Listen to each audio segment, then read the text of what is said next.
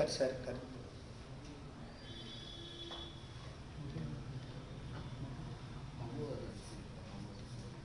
Team ಇತ್ತಲ್ಲ, team ಎಲ್ಲರೂ ಇರಲಿ ಅಂತ.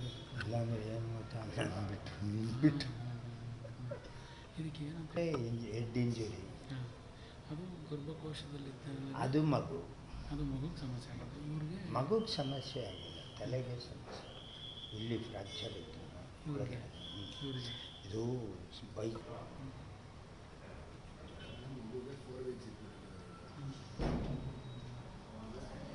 36 ವಾರ 9 ತಿಂಗಳು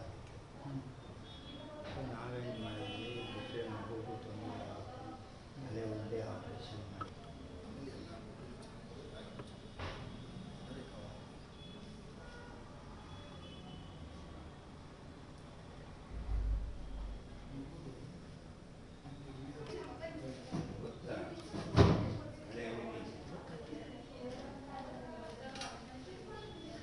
ರಾಜಶೇಖರಲ್ಲ.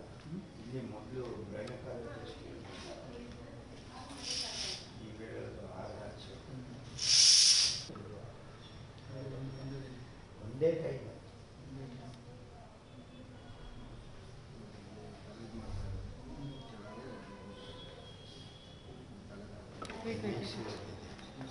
ಇರಲಿ ಬಿಡಿ, ಅದೇನು ಇರಲಿ ಬಿಡೋದು. ರಾಜಶೇಖರ್ ಸರ್ ಕರಿಯಮ್ಮ ಕಡ್ದಿಯಾ?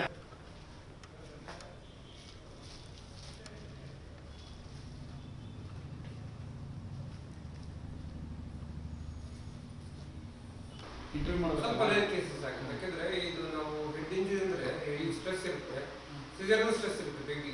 ಅದು ಪ್ರೀವಿಯಸ್ 2 ಸೀಸರ್ ನಾವು ಈ ಕೇಸಲ್ಲಿ ಏನು ಅಂದರೆ ಗೋಡೆ ಹೊಡೆದಿರೋದ್ರಿಂದ ಪೇಷಂಟು ಡೈರೆಕ್ಟಾಗಿ ಗೋಡೆಗೆ ಕುತ್ಕೊಂಡಿದೆ ತಲೆ.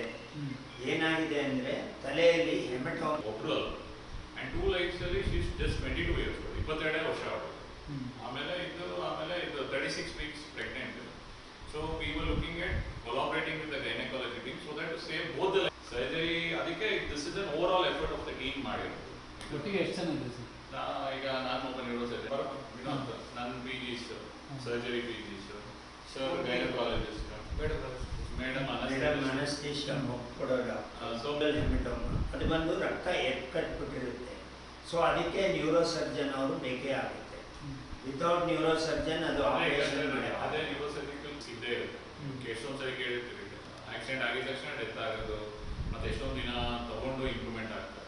ಸೊ ಇದರಲ್ಲಿ ದ ಪ್ರಾಬ್ಲಮ್ ಏನಂತಂದರೆ ಅವರಿಗೆ ಬ್ಲಡ್ ಕ್ಲಾಟ್ ತುಂಬ ದೊಡ್ಡದಿದೆ ರೈಟ್ ಸೈಡ್ ಹೆಡ್ಗೆ, ಪ್ಲಸ್ ಅವರಿಗೆ 9 ಮಂತ್ ಅಂದರೆ 36 ವೀಕ್ಸ್ ಪ್ರೆಗ್ನೆಂಟ್ ಇದೆ.